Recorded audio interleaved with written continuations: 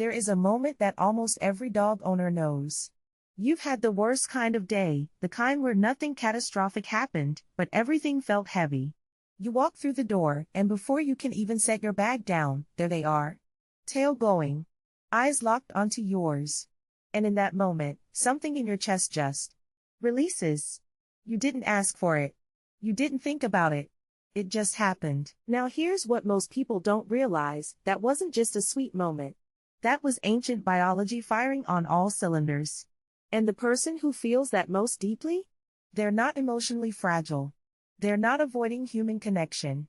They are actually tapped into one of the most sophisticated bonding systems the natural world has ever produced. Let's talk about what's really going on. For thousands of years, humans and dogs have been doing something that no other two species on the planet do with each other. They look into each other's eyes. That sounds simple, maybe even unremarkable.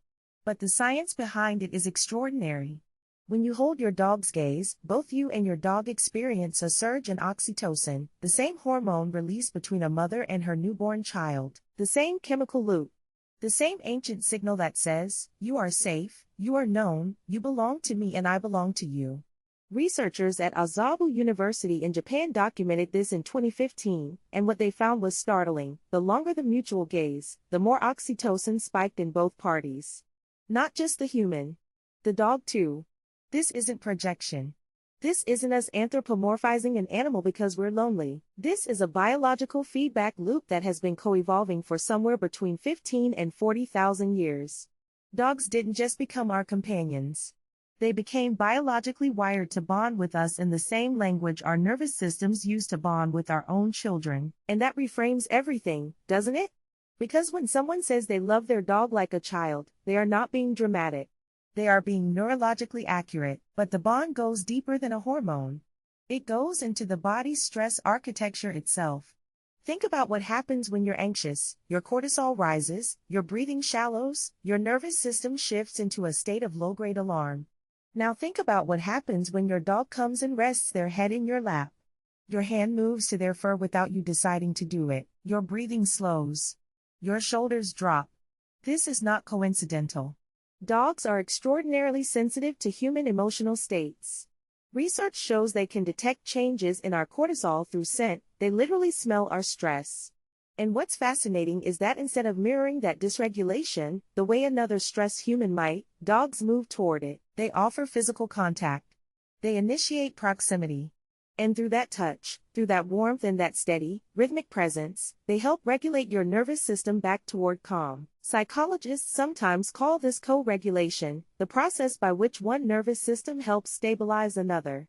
We see it between therapists and clients, between long married couples, between parents and frightened children. But dogs do it instinctively, without training, without language, without any ulterior motive. They are, in the most literal biological sense, anchors. Not metaphorical anchors. Actual physiological ones. Now consider what this means for someone living with depression, or burnout, or anxiety. One of the cruelest symptoms of mental illness is the collapse of structure. The days blur. Getting out of bed becomes optional. The future feels irrelevant. And this is where dogs do something quietly remarkable. They impose a rhythm onto your life that has nothing to do with productivity or performance. Your dog doesn't care that you've been lying in the same position for 3 hours. But they do need to go outside. They do get hungry at the same time every day. They do operate on sunlight, on movement, on natural cycles that pull you, gently but insistently, back into the present moment. Therapists and psychologists who work with depressed patients often note that a dog can provide what they call scaffolding, a temporary external structure that holds a person's daily life together while their internal architecture is being rebuilt. The dog doesn't know it's doing therapy, it just needs a walk.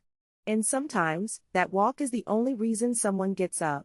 And sometimes, that's enough. There's another dimension to this attachment that people rarely talk about honestly, and it's one of the most psychologically significant. Dogs see us at our worst. Not our social worst, not the version of us that snaps in a meeting or sends a passive-aggressive email. Our real worst, the 2 a.m. crying on the bathroom floor version. The unwashed, unkempt, falling apart version. The version we hide from almost everyone. And what does the dog do? They come and sit with you. They don't reassess the relationship. They don't need you to explain yourself. They don't require that you perform recovery or demonstrate improvement before they offer warmth. In the language of psychology, this is called unconditional positive regard, a concept Carl Rogers identified as central to healing. Most humans struggle to offer it even to the people they love most. Dogs offer it as a baseline. Without effort. Without exception. This is why the attachment can feel so profound it becomes difficult to explain to people who haven't experienced it. You are not just loved by your dog. You are witnessed without judgment.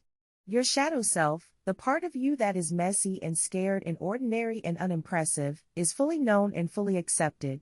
And in a world where so much of our self-worth has become entangled with performance, with achievement, with the image we project to other people, that kind of relationship doesn't just feel good. It feels like oxygen. And then there is the grief. The part of this bond that people who love their dogs carry quietly, often for years.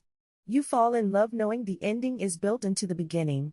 The lifespan is right there, a constant low hum in the background of every good day. Psychologists call this anticipatory grief, the mourning that begins not at the loss, but in the awareness that the loss is coming. It can make dog owners hypervigilant, overprotective, sometimes irrational. The dog limps slightly and suddenly you're Googling at midnight. You do the math on their age and then you stop yourself, because you don't want to do the math. This is not anxiety disorder. This is love doing its calculus honestly. And most people who have loved a dog deeply will tell you the same thing, they would do it again. The grief is the price of the ticket, and every year with that animal, the ticket is worth it, because what you get in return is something almost impossible to find anywhere else. A love that is clean. Unpolluted by expectation, by history, by the complicated human need to be right, or seen, or valued in a particular way.